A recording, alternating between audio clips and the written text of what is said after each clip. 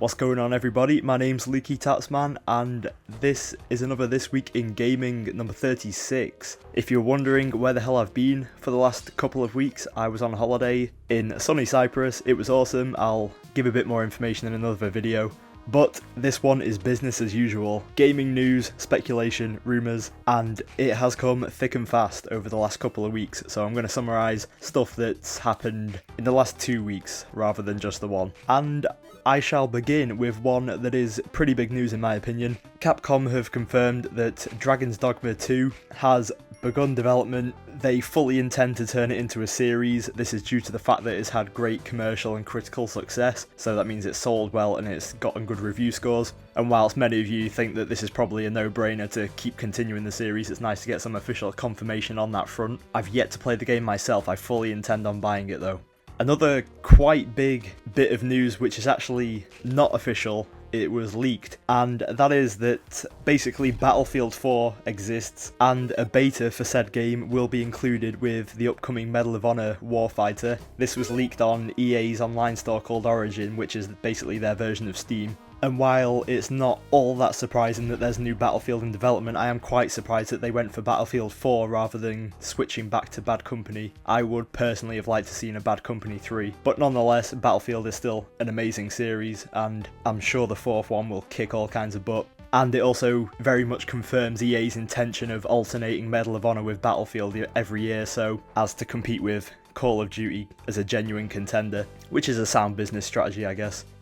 Alright, also this week, it was rumoured that there was a Halo 2 HD remake in development by 343 Industries, similar to what we saw with Halo Anniversary, where they remade Combat Evolved with the Halo Reach engine. Apparently, they were going to be doing the same for Halo 2, but 343 have come out and denied this, and they said that they're far too busy with Halo 4, and while that's a denial of the game's existence now, that's not to say that once they finish Halo 4, that they can have a team focusing on a Halo 2 remake, which would in all honesty be so incredible because Halo 2 is one of my favourite games and I would love to see it updated, but keeping the multiplayer intact. So even though there was a denial, I'd still bet a large sum of money that this will happen eventually.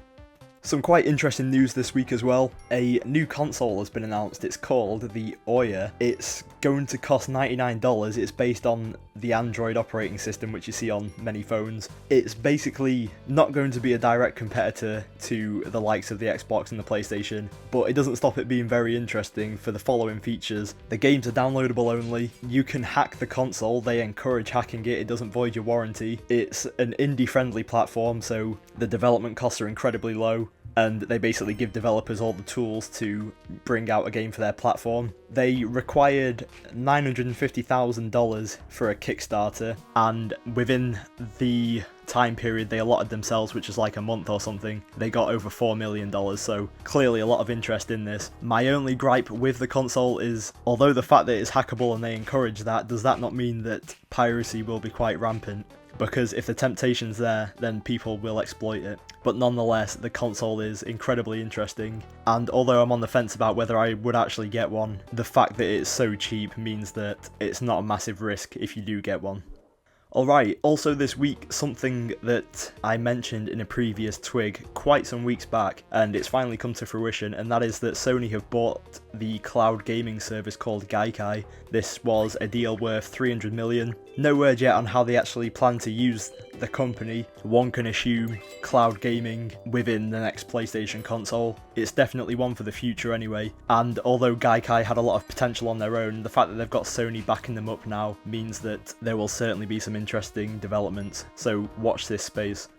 And keeping in with the whole Sony side of things, a new super slim PlayStation 3 model has been leaked, even smaller than the slim version. Pictures were released online, and apparently it will sport 3 models, which is a 16GB, 250GB and 500GB models respectively, so a glut of options. It's kind of surprising that they do this so late into the console's life cycle, but Sony are big advocates of releasing new hardware updates, so all in all, not amazingly surprising. And I'll finish with a couple of smaller bits of news. Gears of War Judgment has been confirmed to have a March 2013 release, and EA have said that they would be interested in publishing Kingdoms of Amalur 2, despite the fact that the developers that have made it have gone bust, which is great news because Kingdoms of Amalur is actually a terrific game, so it's nice to see the franchise still has life left in it. And that's pretty much everything that's gone on in the last couple of weeks in the world of games. I'll give you the briefest of channel updates.